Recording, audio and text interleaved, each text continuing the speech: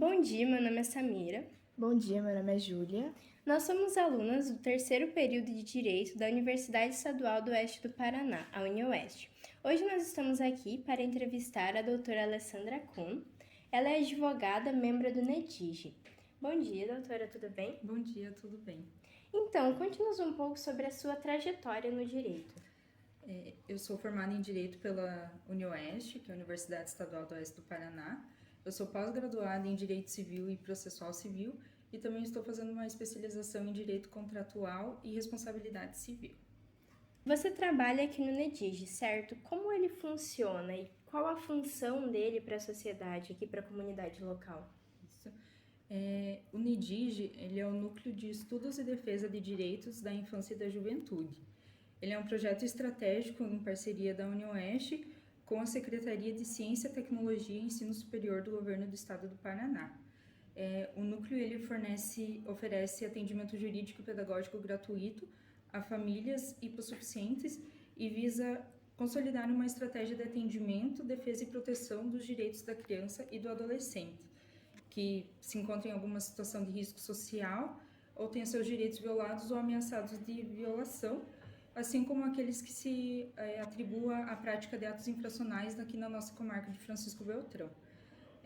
Dessa forma, a gente atende as variadas demandas que envolvam crianças e adolescentes, como a regularização da guarda, a regulamentação de visitas, a fixação e a execução de pensão alimentícia, a investigação de paternidade, para conseguir vagas no NACIMEIS e também ações de medicamentos. E como que o NEDIGE faz o atendimento? Como que as pessoas encontram o NEDIGE? Quem pode vir procurar ele para ganhar assistência? Geralmente, o Conselho Tutelar encaminha famílias para atendimento, assim como a própria Vara da Família, o Ministério Público, e essas pessoas elas procuram o núcleo, elas vão relatar a situação que elas necessitam e a gente vai avaliar o que pode ser feito na demanda que elas precisam. Então, a partir disso é marcado um atendimento. Nesse atendimento é feita uma triagem, verificando se enquadra nos critérios do núcleo, né? Os critérios do núcleo seria a hipossuficiência, né, receber até 3 salários mínimos a família e residir na comarca aqui de Francisco Beltrão.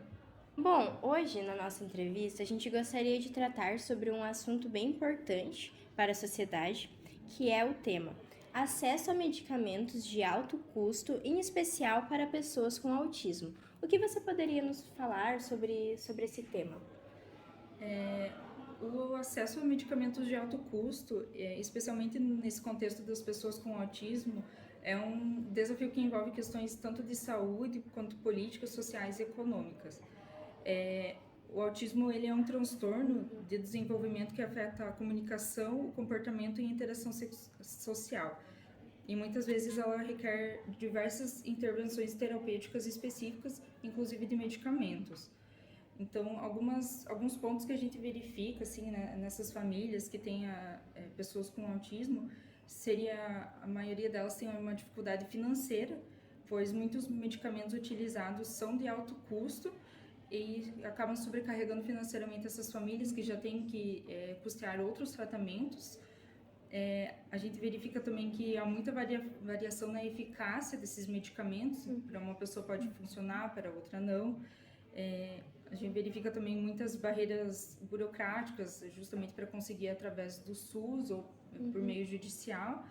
E também é necessário uma abordagem multidisciplinar, tendo terapias ocupacionais, comportamentais, uso de medicamentos. Então, cada pessoa com autismo vai ter um tratamento especial e diferenciado. Eu vou começar fazendo algumas perguntas. Quais são os pré-requisitos para que o indivíduo possa procurar o auxílio aos medicamentos e como funciona a sua validação? É um processo longo?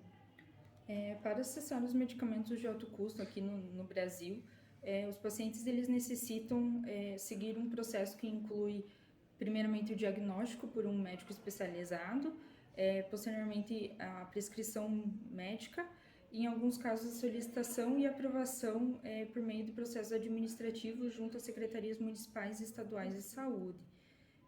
E havendo negativa do fornecimento por essas secretarias, é possível a judicialização dessa demanda, mas geralmente é um processo burocrático e demorado.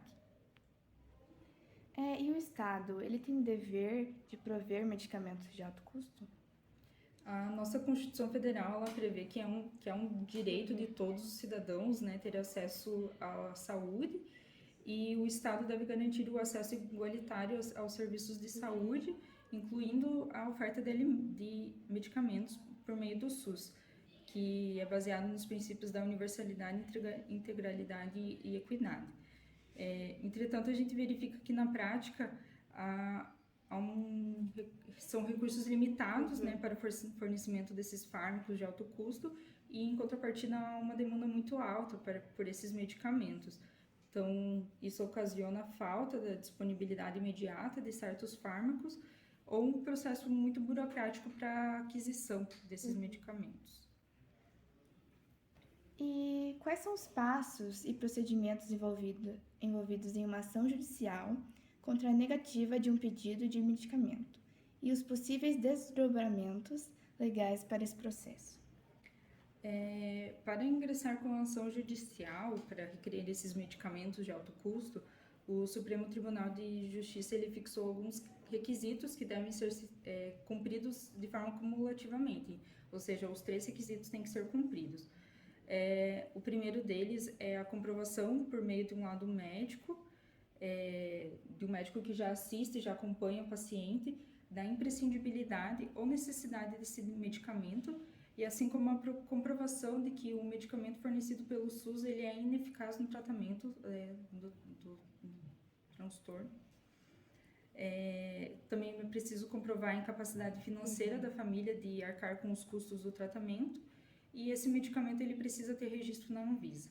Cumprido esses 3 requisitos, é possível então judicializar essa demanda, e com o processo ali vai ter um médico perito que vai analisar os documentos e ele vai dar um parecer que vai auxiliar o juiz a decidir se realmente é necessário esse medicamento para o caso concreto. Então, se o juiz entender que é necessário, então ele vai condenar solidariamente o Estado, a União e o município a fornecer esse medicamento. As famílias de pessoas com autismo, elas devem procurar a quem para obter esse auxílio aos medicamentos? Quais são os recursos disponíveis? Inicialmente, as famílias elas devem procurar os profissionais de saúde, especialmente aqueles que já estão acompanhando o caso, para que conhece o histórico de saúde, a fim de prestar um atendimento mais eficaz e que indique quais são os tratamentos e os medicamentos necessários no tratamento. E já para a judicialização, é indicado que a família procure um advogado, tanto particular ou público, e aqui no NEDIG a gente faz essa judicialização dessa demanda e a gente auxilia a família a juntar todos os documentos necessários para ingressar com a ação. E eu queria saber quais são as implicações financeiras para as famílias que buscam esse caminho legal. Como eu expliquei anteriormente, um dos requisitos para conseguir um medicamento pela via judicial é que a família seja hipossuficiente, ou seja, ela não consiga arcar com os custos desse medicamento. Então, comprovando que não consegue arcar com o tratamento, também vai ser deferida a justiça gratuita para essa família. E vai estar isentando elas de pagar as custas e as despesas processuais. Quais medidas legais podem ser tomadas para melhorar a acessibilidade e a disponibilidade desse tratamento? Eu acredito que algumas medidas que podem ser tomadas seria tentar negociar preços mais acessíveis com as indústrias farmacêuticas, utilizar fármacos genéricos ou biosimilares, né, para tentar baratear o custo do tratamento, avaliar se a eficácia e o custo-benefício para determinar se aquele medicamento realmente está sendo eficaz no tratamento da criança, e investir em pesquisas científicas para desenvolver medicamentos e tratamentos mais baratos, que sejam mais acessíveis pela população mais carente. Certo. Bom, muito obrigada, Alessandra. Essa foi a nossa entrevista. Espero que vocês tenham gostado. E para finalizar, você poderia nos informar o telefone do NEDIG? Sim, o nosso telefone é 3520-4868 e ele também é o WhatsApp. Então, se em algum momento você precisar de auxílio, alguém da sua família, algum conhecido precisar do auxílio ao NEDIG, vocês podem se dirigir aqui na UniOeste para procurar o atendimento ou pelo WhatsApp, telefone informado. Muito obrigada.